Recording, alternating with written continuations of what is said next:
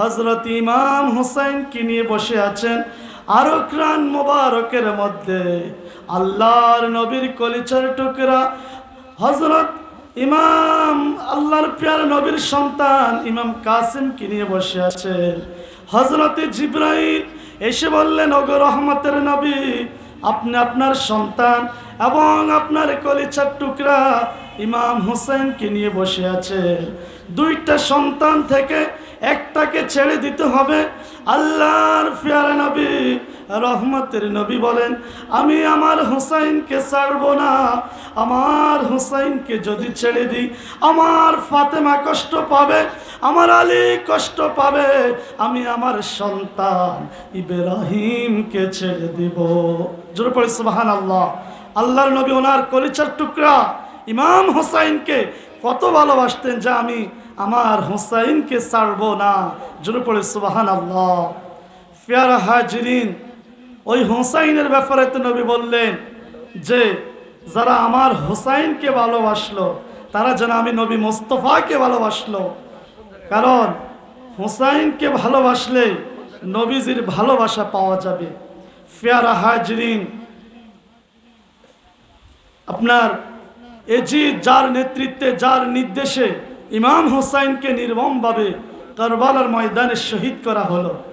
এজিদের বাবা জলিল কদর সাহাবী আমিরে মাবিয়া, তিনি ওনার সন্তানকে বললেন যে বাবা, তোমার জীবনে কখনো আওলাদের রসুলদের সাথে বেয়াদফি করবা না। কারণ আমরা মনিব, আমরা গোলাম, তারা হলো মনিব, তারা হলো আওলাদের রসুল। ওনার বাবা আপনার সাহাবী, তিনি জলিল কদর সাহাবী, তিনি সন্তানকে নসিহত করলেন।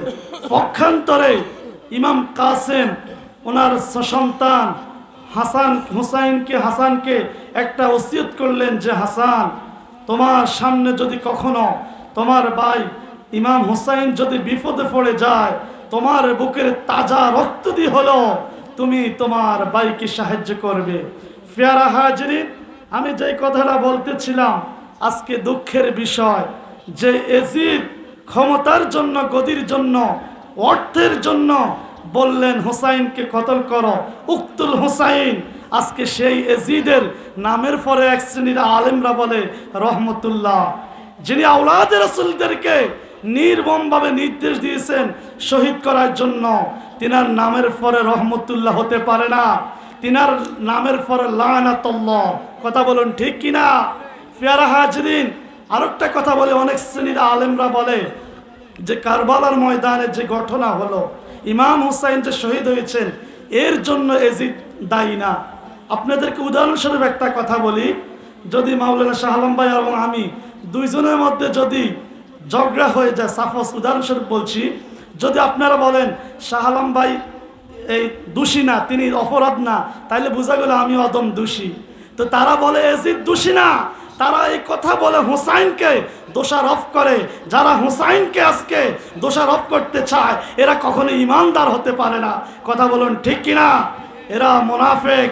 প্যারা হাজিরিন, যারা ইমাম হুসাইনকে নির্মমভাবে কারবালার ময়দানে শহীদ করেছেন, এরা নামাজও পড়েছেন, বলছে তাড়াতাড়ি হুসাইনকে জবাই করো, নামাজ তো পড়তে হবে, আসরের সময় যায়।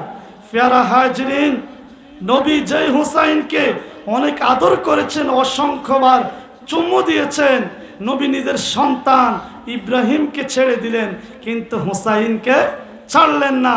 সেই হুসাইন নবীর কলিজার টুকরা ইমাম হুসাইনকে তারা নির্মমভাবে কারবালার ময়দানে শহীদ করেছেন। এই মাসটা হলো সেই মাস, মুহররম মাস। সম্মানিত উপস্থিতি, এই মাস এমন একটি মাস যেই মাসের মধ্যে আল্লাহ রাব্বুল আলামিন হযরতে মূসা আলাইহিস সালামকে তাওরাত কিতাব দিয়েছেন এই মুহররম মাসের 10 তারিখে। জোরে পড়ি সুবহানাল্লাহ। এবং মূসা নবীর সাথে কথোপকথন, কথা বলেছেন এই আপনার এই মুহররম মাসে। প্যারা হাজিরিন, আল্লাহর পয়গম্বর হযরত ইব্রাহিম আলাইহিস সালামের আপনার এই ওনার জন্ম হয়েছেন, আগমন হয়েছেন এই মুহররম মাসের 10 তারিখ। জোরে পড়ি সুবহানাল্লাহ। এই পৃথিবী একদিন কিয়ামত হয়ে যাবে মুহররমের 10 তারিখ। প্যারা হাজিরিন, হযরত আইয়ুব আলাইহিস সালাম তিনি 18 বছর রোগে আক্রান্ত ছিলেন, তিনি রোগ মুক্তি পেলেন এই মুহররমের 10 তারিখ।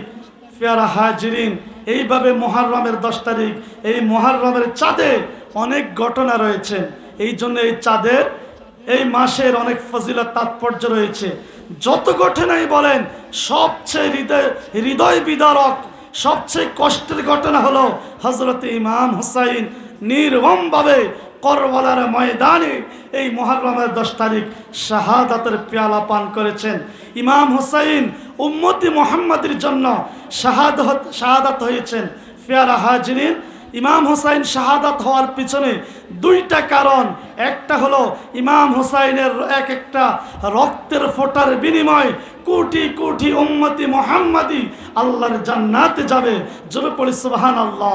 আর একটা কারণ হলো ইমাম হুসাইন সেই দিন কারবালার ময়দানে তিনি হকের জন্য, ন্যায়ের জন্য, সত্যের জন্য, মদিনাওয়ালার ইসলামের জন্য, হকের জন্য তিনি শহীদ হয়ে জীবন দিয়ে তিনি বিশ্ববাসীকে, উম্মতি মুহাম্মাদিকে শিক্ষা দিয়েছেন যে প্রয়োজনে ঈমান দিবা না, প্রয়োজনে জীবন দিবা, এরপর ঈমান দেওয়া যাবে না।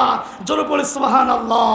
সুন্নি ভাইরা, বাবারা, এটাই আমাদের একটি শিক্ষা গ্রহণ করতে হবে। কখনো ঈমান সুবিধা স্বার্থের জন্য ঈমান বিক্রি করা যাবে না। আল্লাহ রাব্বুল আলামিন আমাদেরকে বুঝার তৌফিক দান করুক। আমা তৌফিক ইল্লা বিল্লাহ। আসসালামু আলাইকুম ওয়া রাহমাতুল্লাহ।